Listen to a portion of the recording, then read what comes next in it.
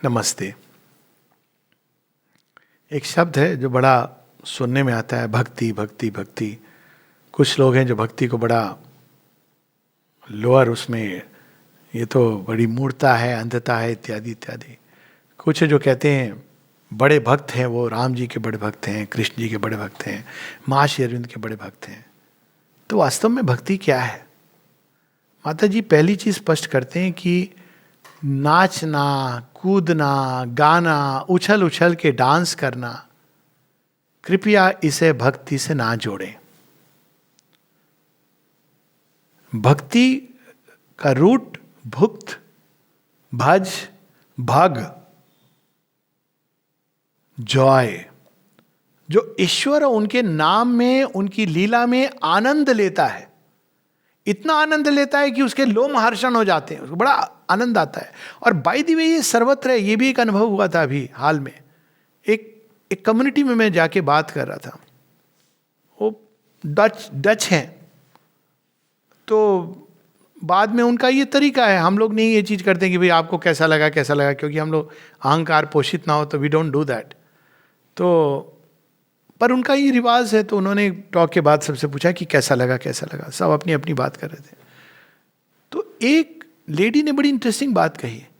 कहा कई बार मुझे गूज बम्स हो रहे थे। अब गूज बम्स हमारे यहाँ ट्रेडिशनल उसमें नारद भक्ति सूत्र में भक्ति का संकेत है।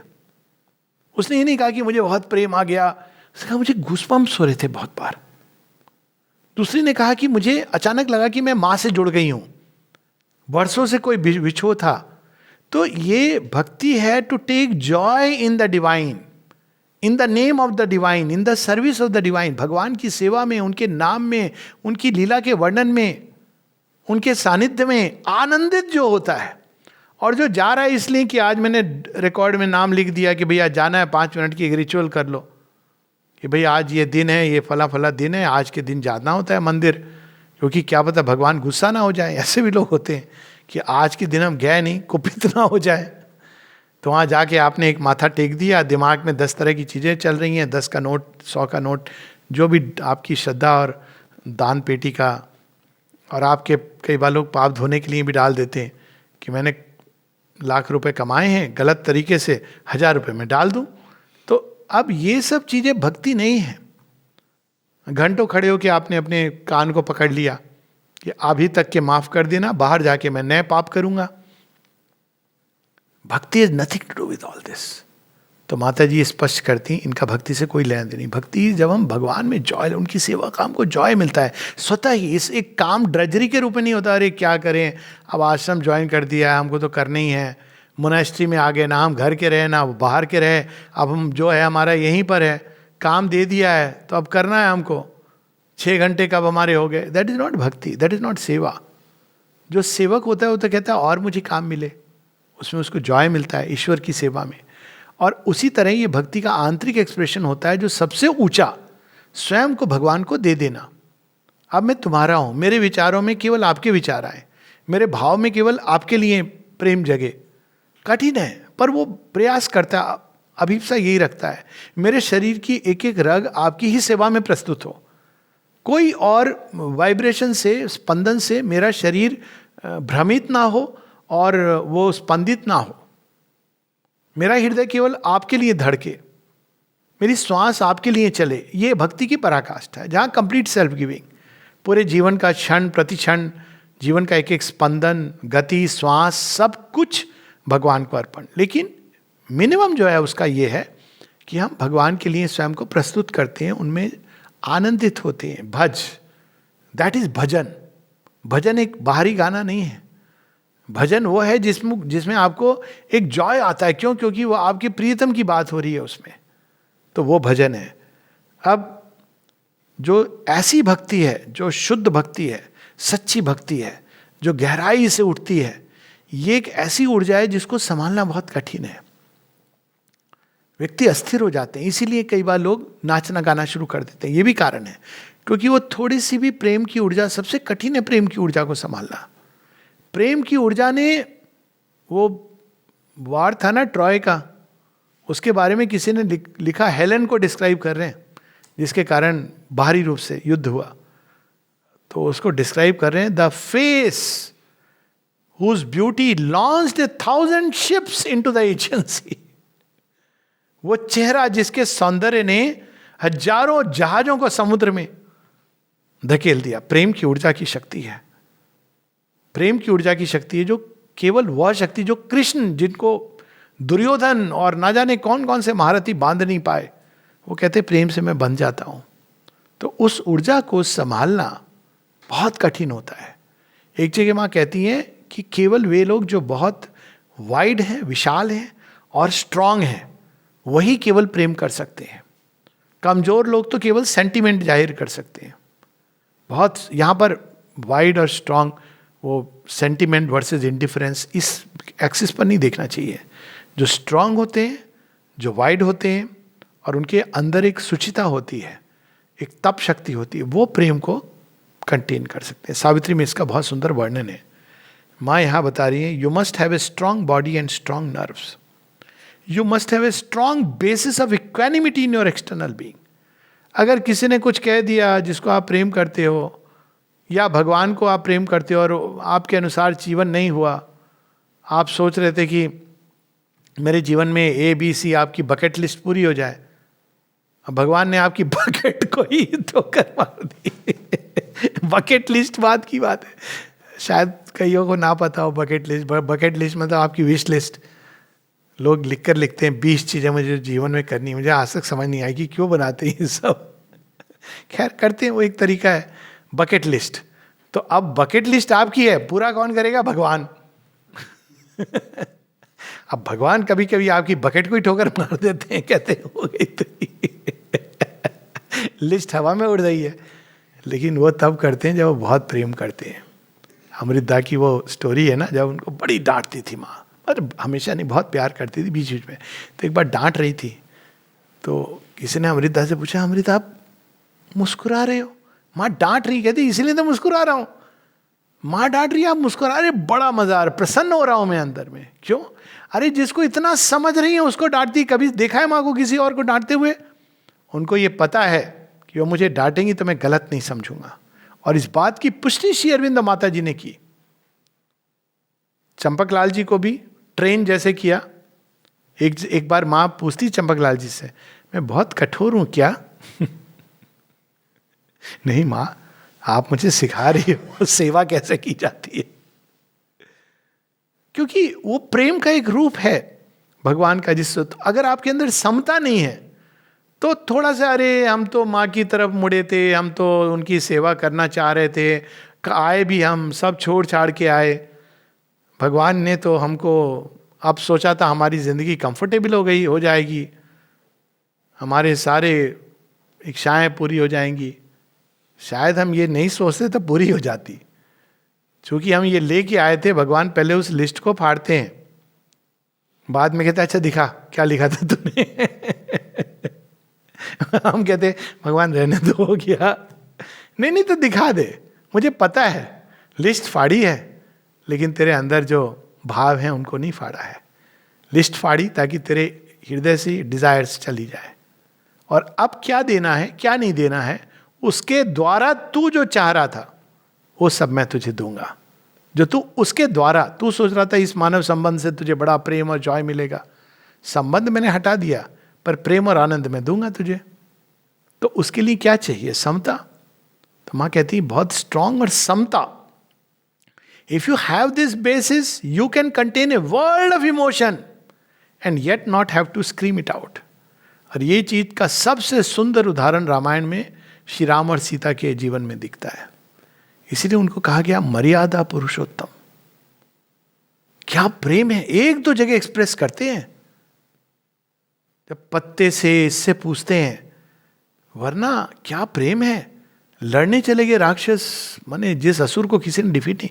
कितना भी कॉन्फिडेंस आपके अंदर हो, आप जा रहे हो त्याग और तप से, किस लिए? जानकी वहां प्रतीक्षा करी उनके. आप देखेंगे उनकी जो इंटरनल डायलॉग्स हैं उसमें आप यू कैन सी कि वो कितने भाव प्रधान है. राम बहुत भाव प्रधान है. वो ताड़का को नहीं मारना चाह रहे. क्यों? एक नारी है.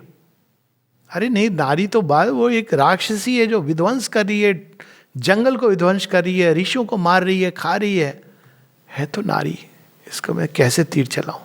बहुत भावुक हैं, लेकिन राम मर्यादित हैं। ये उनकी महानता है। तो यहां पर माँ बता रही, you can contain a world of emotion in yet not have to scream it out. जो चिल्लाते चीखते हैं मतलब वो बहुत कमजोर है। This does not mean that you can not express your emotion. ये नहीं माँ कह रही कि आप भावना शून्य इनडिफरेंट हो जाओगे, but you can express it in a beautiful harmonious वे।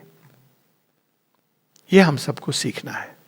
वाणी का दुरुपयोग ना करें और वाणी को मर्यादित, संयमित, दिव्यता के स्पर्श से भरी हुई, भगवान के माधुर्य से भरी हुई, उसके बाद आप ये कह सकते हैं कि हमें आपकी ये बात पसंद नहीं आई। आप मुझसे अच्छे से भी बात कर सकते थे। हम छोटे थे तो हमको जिनको लोग सर्वेंट वर्कर कहते हैं, हमारे घर में ये चीज़ सिखाई गई थी। इसको कहते हैं संस्कृति। मुझसे अक्सर लोग पूछते हैं संस्कृति किसको कहते हैं, तो मैंने कहा कि हमारे घर में जो काम करता था, हमने ये सीखा था कि उसको भैया कहना है। हम नाम नहीं लेते थे। अगर कभी गलती से हम ले लेते तो मम्मी पापा कहते थे, सिखाते थे कि नाम नहीं लेना, भैया कहना। ये संस्कृति होती है। क्यों? क्योंकि वो सर्वेंट होके भी वो परिवार का एक हिस्सा है, उसका ये काम है और एक अलग रोल प्ले कर रहे हैं हम उसके साथ। लेकिन गहराई में वाणी का संयम, वाणी का सदुपयोग, वाणी के अंदर मधुरता। आप अलग भी हो रहे हो तो बिटर फीलिंग्स, क्वारल, झगड़ा, विष को भी अगर आपको वमन करना है, बहुत विष भर गया है, तो उसको भी वमन और शमन के अन्य उपाय होते हैं।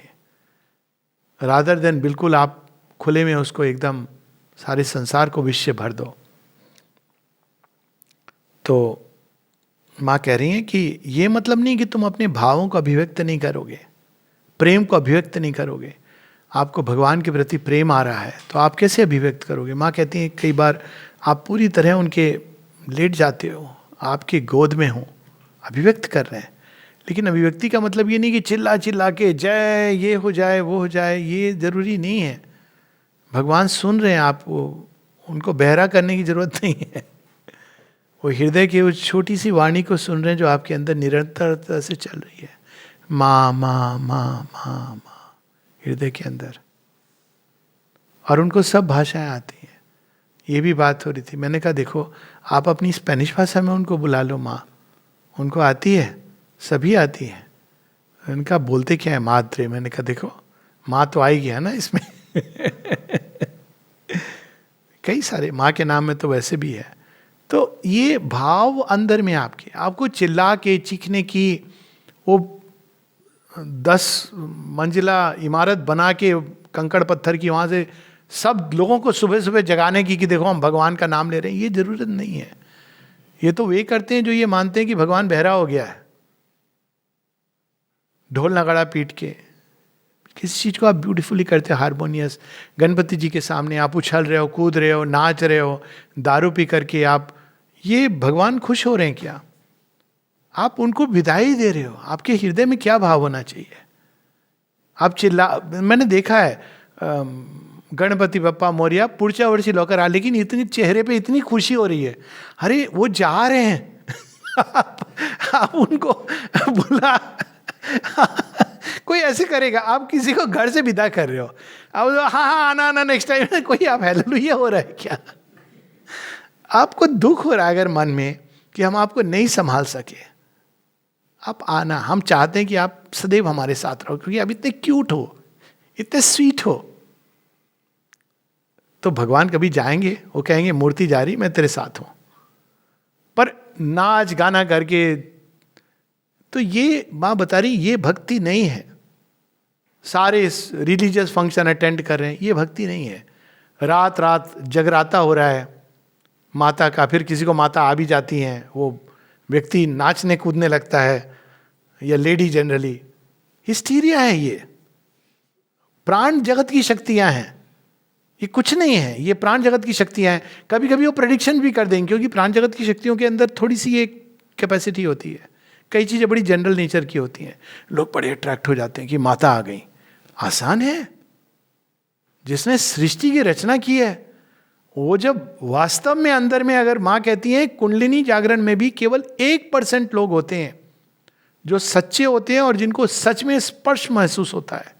वो स्पर्श ऐसा होता है दैट स्लेज एंड सेव्स, आपके अहंकार को नष्ट कर देता है और इस तरह आपको बचाता है। क्या हम उसको सहन कर सकते हैं, वहन कर सकते हैं? यहां मां बता रही हैं, this does not mean that you cannot express your emotion, but you can express it in a beautiful harmonious way. To weep और स्क्रीम और dance about is always a proof of weakness. अब मां ये नहीं कह रही कि लक्षण हो सकता है, ये प्रमाण है कि आप कमजोर हैं, आइदर ऑफ द वाइटल और द मेंटल और द फिजिकल नेचर। और अधिकांश जहां ये सब होता है वहां दैवी शक्तियां नहीं होती हैं। दैवी शक्तियां तो प्रकाश में छिपी हुई अपना काम करती हैं सफाई से। और जहां ये सब होता है हंगामा कि आप बताओ आपके साथ क्या मिरेकल हुआ, आपको क्या बीमारी है, मैं यहां से कुछ हाथ हिला के ठीक कर दूंगा, जहां ये सब हो रहा है, ड्रामा तमाशा, बड़े बड़े पोस्टर लग रहे हैं, वहां अधिकतर प्राणिक शक्तियां अट्रैक्टेड होती हैं। और भगवान तो बड़े क्वाइटली, शायद इसीलिए वो बेचारे भागकर अमरनाथ में छिप गए कि यहां तो ढूंढे नहीं, वहां भी हमने वो जोर जोर से चिल्ला के go by all means, it is so beautiful, पर अंदर के अमरनाथ को भी खोजना जरूरी है। तो ये संकेत होते हैं कि ये आसान नहीं होती है डगर, नाचना कूदना गाना ढोलकी पीटना, ये लक्षण नहीं होता है एक स्पिरिचुअल व्यक्तित्व का। ये ठीक है, इसकी जगह प्राणिक आवेश में आदमी बहुत कुछ करता है, कहीं और डांस करेगा क्लब में, उससे अच्छा यहाँ डांस कर रहा है, पर इससे अधिक इसका महत्व नहीं है। या एक समाज को साथ में रखने के लिए। For on all these levels the activity is for self satisfaction. अब देखिए माँ एक बहुत गूढ़ मनोवैज्ञानिक सत्य बता रही है। One who dances and jumps and screams has the feeling that he is somehow very unusual in his excitement and his vital nature takes great pleasure in that. कभी गलती से चैनल फ्लिक होके आपकी अगर चली गई ना ये जो स्पिरिचुअल डांस प्रोग्राम्स होते हैं, आप देखिए व्यक्ति कितना अपने ऊपर मतलब स्वकेंद्रित है, और कैमरा भी फिर बार बार वहीं पर जाता है। तो ये स्पिरिचुअलिटी का लक्षण नहीं है। ये नहीं कि सेलिब्रेट नहीं करो, करना है करो, जो करो नहीं करो, ये आपको जॉय मिलता है, सेटिस्फैक्शन इसमें मिलता है, करो, पर इसको ये आध्यात्मिक है ये चीज, we should not confuse the two. जो चीज जो है जैसी है उसको देखना चाहिए। हम सेलिब्रेट करते हैं जीवन को, उसमें क्या है? कुछ लोग डांस करते हैं, अच्छी बात है अगर उनको डांस करना है, लेकिन ये वो भी अगर हारमोनियस थोड़ा रिदमिक डांस करो, देखने में ढंग का लगे, लेकिन उसको स्पिरिचुअलिटी से जोड़ करके हमको नहीं देखना चाहिए। माँ कहती है वो एक कमजोरी का एक लक्षण है। If you have to bear the pressure of the divine descent, you must be very strong and powerful. Otherwise, you would be shaken to pieces. बहुत अधिक अंदर में बल, शक्ति प्राप्त करने के लिए अंदर शक्ति चाहिए। कौन सी शक्ति? पहले सहन शक्ति, ध्यान शक्ति, धारणा शक्ति, ये सारी चीजों से फिर शक्ति प्राप्त करते हैं। जहां शक्ति की फाउंडेशन नहीं है वहां शक्ति नहीं उतर सकती है। Otherwise, you would be shaken to pieces. Some persons ask, why has not the divine come yet? कुछ लोग पूछते हैं भगवान अभी तक आए क्यों नहीं है? Because you are not ready. आप तैयार नहीं हो। If a little drop makes you sing and dance and scream, what would happen if the whole thing came down? थोड़ी सी कुछ बूंदें छिटक के गिर जाती हैं, उसमें ही तो आप उन्मत्त हो जाते हो। अमृत की कुछ बूंदें गिरी थी ना, तो प्रयागराज वो बना वहां पे, उसमें ही देखो कितना बड़ा तमाशा होता है। मतलब सॉरी टू से, बट ठीक है, जिसको उसमें कनेक्ट करना है, लेकिन अंदर के प्रयागराज को भी ढूंढना है, जहां गंगा जमुना सरस्वती इड़ा पिंगला सुषमना मिलती हैं, तब पूरा अमृत आदमी चखता है। जो उसके लिए तैयार नहीं है उसके लिए फिर ये ठीक है, अच्छी बात है। कई सारे ये बाहर के रिचुअल्स इसलिए होते हैं, एक तैयारी होती है, एक ऑकल्ट उसमें डायमेंशन होता है, उसकी हम लोग बात कर चुके हैं। लेकिन जो रियल चीज़ है उसी को प्राप्त होती है। एक बड़ी सुंदर कहावत हम लोग हिंदी में बचपन में पढ़ी थी, जिन खोजा तिन पाइयां गहरे पानी पैठ। जो तुमको खोज रहे हो वो मिलेगा। किसको? मोती। लेकिन असली मोती के लिए तो आपको पानी के समुद्र की गहराई में उतरना पड़ेगा। सस्ते वाला चाहिए तो हैदराबादी पर्ल्स है। मुझे नहीं पता था कई समय तक कि ये मोती एक लाख के होते हैं। मैं तो सोचता ये 600 रुपए की माला, ये मोती की माला ये होती है। अभी मुझे हीरो के बारे में पता चला कि एक होते हैं हीरे जो आर्टिफिशियली कल्चर्ड होते हैं। वहाँ जर्किन की बात नहीं हो रही है, अमेरिकन डायमंड। उसको तो हीरे के व्यापारी डायमंड मानते ही नहीं है। हम लोग संतुष्ट हो जाते हैं कि 2000 में आपको मिल रहा है। आर्टिफिशियली कल्चर्ड होते हैं और एक जो रियल होते हैं, जो एकदम धरती की गहराई से निकाले जाते हैं। 10 गुना दाम का डिफरेंस है। और उनकी अगर आप ध्यान से देखेंगे तब पता चलता है कि कितना वर्ल्ड ऑफ डिफरेंस है। जो आर्टिफिशियली कल्चर्ड है उसको आप कितना भी बाहर से चमका दो, स्ट्रांग बना दो, लेकिन उसके अंदर में कभी भी वो परफेक्शन नहीं होता है, ऑब्सक्योरिटी होती है। मुझे बड़ा आश्चर्य हुआ देख करके। कहते अगर आप ध्यान से देखोगे, किसी ने मुझे दिखाया, आप वो लगा करके दूरबीन या उनका जो माइक्रोस्कोप टाइप की चीज़ है, तो आप देख रहे हो इसके अंदर काला एक डॉट है। मैंने कहा मुझे नहीं दिख रहा, कि ध्यान से देखो। तो मैंने कहा अरे तो है, एक नहीं दो है। कहते अगर आप इससे नहीं देखोगे you will never come to know. और अब दूसरे वाले को देखो। दूसरे वाले को जब देखा मैंने कहा अरे वाह अद्भुत है ये तो अंदर से भी तराशा हुआ है, बाहर से उसका क्लीनिंग तराशना तो ये और बात है। तो असली हीरा तो तभी मिलता है जब आप गहराई में जाते हो। तो माँ यहाँ इस चीज के बारे में बता रही हैं कि थोड़ा सा बूंद तो तुम्हें पागल कर देती है। इस सूरज की रोशनी तो बर्दाश्त नहीं होती है। और अर्जुन को जो विश्व रूप के दर्शन हुए थे, आप चाहते हो हमको भी हो जाए। पहले कम से कम अर्जुन की तरह युद्ध क्षेत्र तक तो जाने की प्रयास करो, उसके बाद पूरा समर्पण करो। अर्जुन ने भी कितनी स्किल्स भगवान का यंत्र बनने के लिए की थी। गुडाकेश था, निद्रा पे विजय थी उसकी। तब उसके बाद आप कह सकते हो कि मुझे भगवान के दर्शन नहीं हुए, यू कैन स्टिल आस्क। पर ऐसे भगवान दिखते क्यों नहीं है? तो यह माँ उसका उत्तर दे रही है। Therefore do we say to people who have not a strong and firm and capacious basis in the body and the vital and the mind, do not pull. Meaning, do not try to pull at the forces of the divine, but wait in peace and calmness. Pull, भगवान आपकी शक्ति आ जाए, उड़ जाए, ये नहीं करो। शांत बैठो, खोल दो, जैसे एक पुष्प खुल जाता है प्रकाश के प्रति। प्रकाश आएगा ही आएगा, उसको पुल करने की जरूरत नहीं है कि सूरज थोड़ी तीक्ष्णता और बढ़ा दो। आज मुझे थोड़ा जाड़ा है तो फिर वो बढ़ा देगा अगर तीक्ष्णता, तो आप जल भी सकते हो। प्रतीक्षा करो, थोड़ी देर बाद कुहासा हटेगा, सूर्य का रूप प्रकाश आएगा, सबको सबके अनुरूप। For they would not be able to bear the descent. एक लंबी तैयारी होती है आध्यात्मिक जीवन में, केवल उस एक क्षण के लिए। एक बड़ी सुंदर लाइन है सावित्री में, in a moment shorter than death longer than time. वो उस एक क्षण की तैयारी है। डिसेंट ये नहीं कि एक होता है रूटीनली भी, माने होता है डिसेंट ऑफ फोर्सेस, लेकिन वो एक क्षण होता है जिसकी तैयारी इतनी लंबी चौड़ी होती है। In a moment shorter than death longer than time. इसकी प्रतीक्षा ऐसी कि उफ अब हुआ, तो सारी कड़ियां जुड़ जाती हैं जीवन की।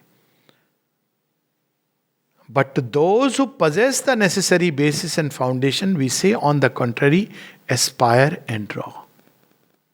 अभिप्सा करो और पुकारो, माँ आपकी शांति, आपका ज्ञान, प्रकाश। पर पहले शांति का बेसिस आधार स्थापित करो। प्रथम चीज, बार बार श्री अरविंद लिखते हैं, पहली चीज जो है इंडिस्पेंसिबल बेसिस इज पीस, काम, इक्वानिमिटी। बिना पीस, काम, इक्वानिमिटी के भक्ति आएगी, भगवान के लिए प्रेम अस्थिर कर देगा। ज्ञान आएगा तो विक्षिप्त कर सकता है, क्योंकि वो ज्ञान तो अनंत का ज्ञान है, वो एक फिक्स डॉगमा नहीं है। तो आपकी दृष्टि ऐसी बदलेगी जहां फाइनाइट वर्ल्ड के लैंडस्केप चेंज हो जाएंगे, तो मन एकदम कंफ्यूजन में जा सकता है। और पावर आ गई तो फिर तो छिन्न भिन्न हो जाएगा व्यक्ति। इसलिए पहले शांति, स्थिरता, सौम्यता, समता, उसके बाद तदुपरांत अभीप्सा और भगवान का पुकार। For they would be able to receive and yet not be upset by the forces descending from the divine. तभी हमारे अंदर सच्ची ग्रहणशीलता, जब हम स्वयं को प्रस्तुत करते हैं, भगवान को देते हैं अपने आप को, और साथ में समता का एक और शांति का एक फाउंडेशन तैयार करते हैं, स्ट्रांग और फर्म फाउंडेशन। ये नहीं कि आज एक साल हमने कर लिया, बहुत चैलेंजेस आएंगे जो आपकी समता को अस्थिर करेंगे, शांति को भंग करेंगे। उन सबके द्वार से जाना है, क्योंकि शांति हर कण कण में स्थापित होनी है। एक पार्ट में हो गई, दूसरे पार्ट में होनी है, तीसरे पार्ट में होनी है, चौथे। जब पूरी एक सॉलिड नींव तैयार हो जाती है, उसके बाद क्या है? उसके बाद तो स्ट्रक्चर खड़ा करना है, न्यू क्रिएशन का, नई सृष्टि का। परंतु नई सृष्टि का की जो भक्ति है, नई सृष्टि में जो ज्ञान है और जो शक्ति है, भुक्ति है, आनंद है, ये सब माँ कहती हैं शांति, स्थिरता, बल, आंतरिक बल, शक्ति, इस सब के द्वारा स्थापित करके, समता, इसको स्थापित करके वहाँ से ये आगे बढ़ती है। नमस्ते।